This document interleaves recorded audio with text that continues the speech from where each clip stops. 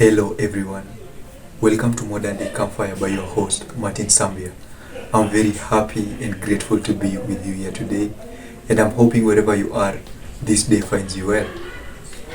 Today we are going to talk about passion, and I'm going to pose this question to you. Is following your passion a terrible advice? Is following your passion a terrible advice? I want you to think through this question. Take your time. Think about it. You can even pause the video. Is following your passion a terrible advice? Then feel free to share your opinion on the comment section.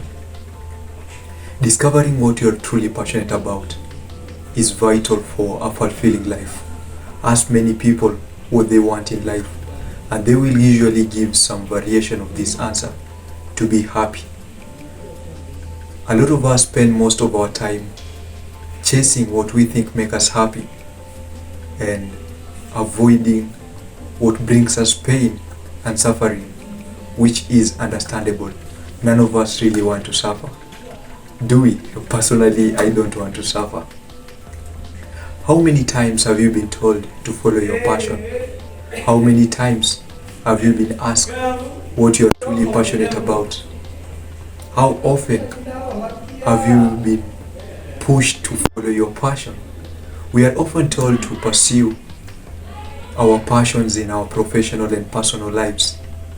And we've all heard the saying, do a job that you love and you'll never work a day in your life. But that's easier said than done. Passion doesn't work that way. Before we pursue our passion, we need to discover what our passions are. And you will have to work many days in many ways to discover the work that taps into your passion. We are often discouraged from doing what we love, but through this anecdote, we learn one of the top reasons why the fire. The violin prodigy story is an inspiring story about passion. It is a story about a young violin prodigy who was walking down the street one day, trying to decide whether to pursue a life on music or not, when he came upon the most famous violin teacher in the world.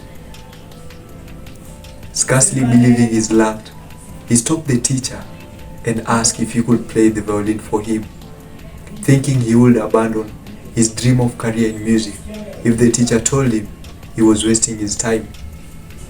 But the great teacher nodded silently for him to play.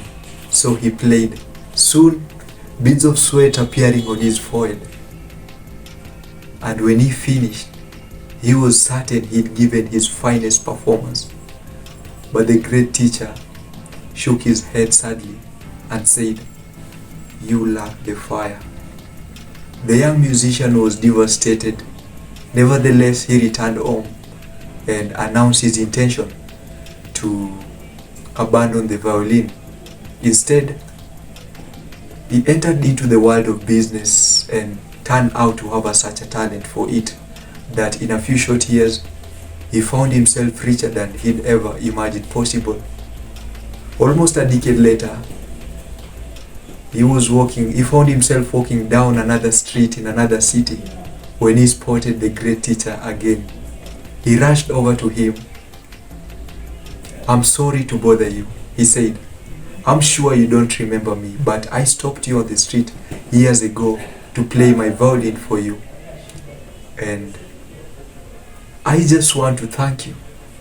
Because of your advice, I abandoned my greatest love, the violin, and entered into the world of business, and today I enjoy great success, which I owe all to you. But one thing you must tell me, how did you know that I didn't have what it takes? How did you know that I lacked the fire all those years ago?" But the great teacher only shook his head and said sadly, "Only you don't understand. I tell everyone who plays for me, they lack the fire, because if you had the fire, you wouldn't have listened. And the moral of the story is, if we have the fire, nothing can stop us. If we have the fire, anything discouraging can never stop us. Because at the moment that fire triggers us, we are just unstoppable. And this goes to anyone. If you're convinced that you are not remotely passionate about anything, you are not broken by design. It's up to you to create your passion. And if you want to create new passion in your life, you need to stop looking inside your soul. Instead, lift your head up, look outside, go out and try stuffs. The fact that passion is something that can be constructed, something we can create, something we can choose, and not something that we are born with, is as paralyzing as empowering. If you are interested in becoming passionate about your career or introducing new excitement into your life, you can begin by creating a list of your general interest, by considering if there is a profession that you are willing to do for 5 years without getting paid, and contemplate what you'll spend your time doing in case you had a complete financial stability for the rest of your life. Once you've created a list of your interests and you've noticed your habitual behavior, you can learn more about your hobbies, about your activities or the professions you're choosing, and narrow down to which one or two you care about the most. And maybe find books related to such topics, watch films or documentaries, and you can look for online articles or blogs that will give you more information about the subjects. And after you've created a plan, you may consider now integrating your passion into your life by making it part of your daily or weekly routine. There are many ways we can find our passion in our work, and following your passion is not a bad career advice, but it is not enough to guarantee a satisfying career.